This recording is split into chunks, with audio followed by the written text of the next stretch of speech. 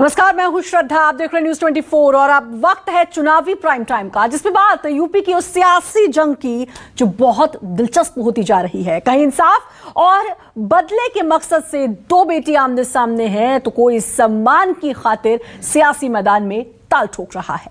उत्तर प्रदेश में 2022 का ये चुनाव एक प्रयोगशाला की तरह बन गया है।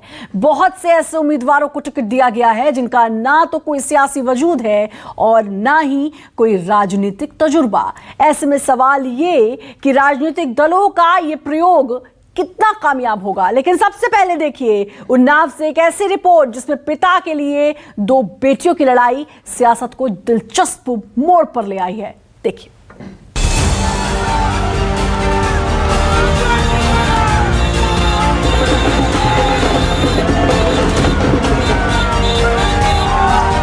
मैं बताना चाहती हूँ, मैं उन्नाव रेप पीड़िता, ग्राम माकी, थाना माकी, जिला उन्नाव की निवासी हूँ। लड़की हूँ, सच सबके सामने लाने के लिए मैं भी लड़ सकती हूँ।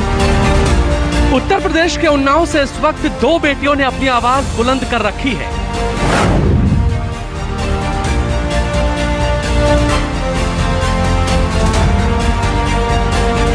दोनों की चाहत एक है, बदला और पिता को इंसाफ। बस फर्क इतना है, एक रेप के दोषी पूर्व विधायक के खिलाफ खड़ी है तो दूसरी दोषी पिता के समर्थन में। कि कुलदीप सिंह सेंगर मेरे साथ रेप किया था तो भाजपा पार्टी कहाँ थी? अगर एक भी सबूत है कि मेरे पिता ने इनकी तरफ आंख उठा के भी देखा है तो मेरे पूरे परिवार को फांसी की सजा सुना दी जाए। उन्नाव का रेप कांड गजब सुर्खियों में रहा देश में। बीजेपी के पूर्व विधायक कुलदीप सिंह सेंगर का नाम भी शायद ही आप भूले हों। अब चुनावी बयान में उन्नाव की चर्चा फिर जोरों पर है और वजह है कांग्रेस महासचिव प्रियंका गांधी का एक बड़ा कदम।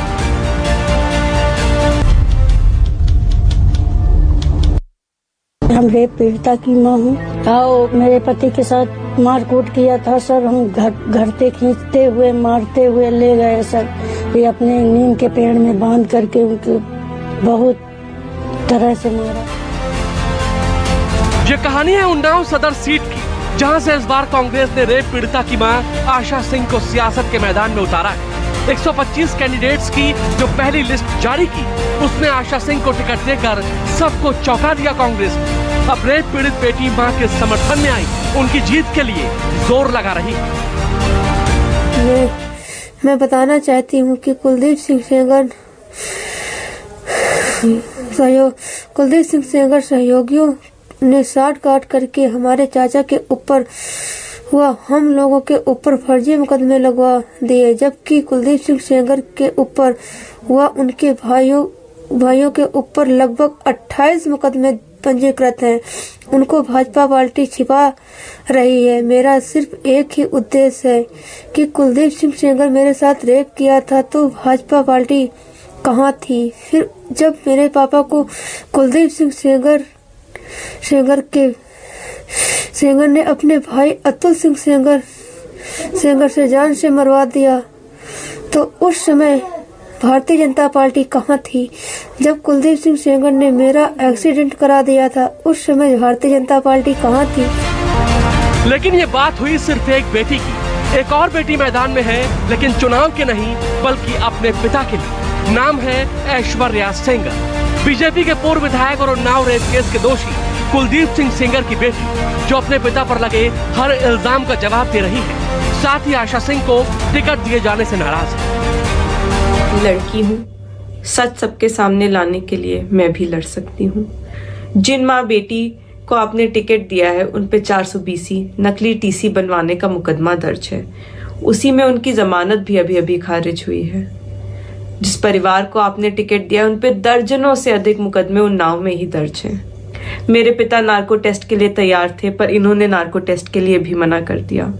मैं आज भी सबके सामने कहती हूँ कि अगर एक भी सबूत है कि मेरे पिता ने इनकी तरफ आंख उठा के भी देखा है तो मेरे पूरे परिवार को फांसी की सजा सुना दी जाए। यानी उन्नाव के माखी गांव के दो ठाकुर परिवारों की ये बेटियां खुद चुनावी रण में भले ही ना हो, लेकिन इंसाफ के रण में जरूर आमने सामने। कांग्रेस का दावा है कि उन्नाव में जिनकी बेटी के साथ बीजेपी ने अन्याय किया, अपने न्याय का चेहरा बनेंगी, लड़ेंगे भी और जीतेंगी भी। एक और चेहरा है जो उत्तर प्रदेश में चुनाव के बीच सुर्खियों में है, जो इंसाफ की एक बहुत बड़ी लड़ाई जीतने का सिंबल बन चुका है। नाम है सीमा कुशवाहा।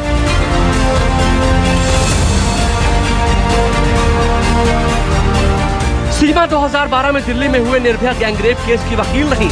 सीमा ने निर्भया के गुनाहगारों को उनके अंजाम तक पहुंचाने में बहुत बड़ा किरदार अदा किया है और अब वो नए किरदार में दिखने के लिए तैयार है।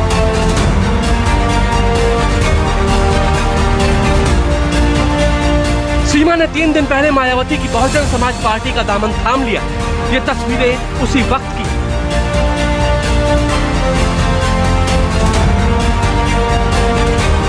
हालांकि सीमा कुशवाहा बीएसपी के टिकट पर चुनाव लड़ेंगी या नहीं, अभी यह साफ नहीं है, लेकिन उनका दावा है कि अगर उन्हें मौका मिला तो खुद को साबित करने में कसर नहीं छोड़ेंगे। एक ऐसे लीडरशिप के अंडर में काम करने जा रही हूँ जिनकी जगह मेरे दिल में है, जिनको मैं दिल से सैल्यूट करती हूँ। बहुजन पार्टी की इसने मुझे प्रभावित किया, इसलिए मैंने ये पार्टी ज्वाइन की है। हम सब लोग एकजुट होकर के बहुजन पार्टी को पूर्ण बहुमत से जिताएंगे। ये चेहरा भी आपने देखा जरूर होगा। यूपी में जगह जगह योगी सरकार ने जिसके पोस्टर लगवा दिए थे। आरोप था नागरिकता संशोधन कानून के खिलाफ हुए प्रदर्शन में लोगों को भड़काने का। नाम है सदफ जाफर, जिन पर कांग्रेस ने यूपी विधानसभा चुनाव में बड़ा दांव खेला है। हम पे मुकदमे लगाएंगे, हमें जेल भेजेंगे, सरेआम चौराहों पे हमारी होर्डिंगें लटकाएंगे और हम डर जाएंगे। सदफ जाफर का आरोप है कि उन पर जो मुकदमे दर्ज हुए वो झूठे थे।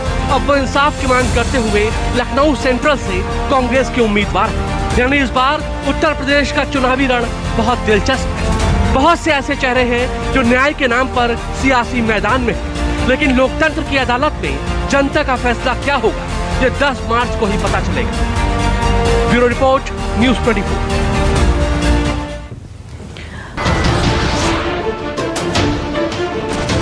नमस्कार, मैं हूं मानक गुप्ता।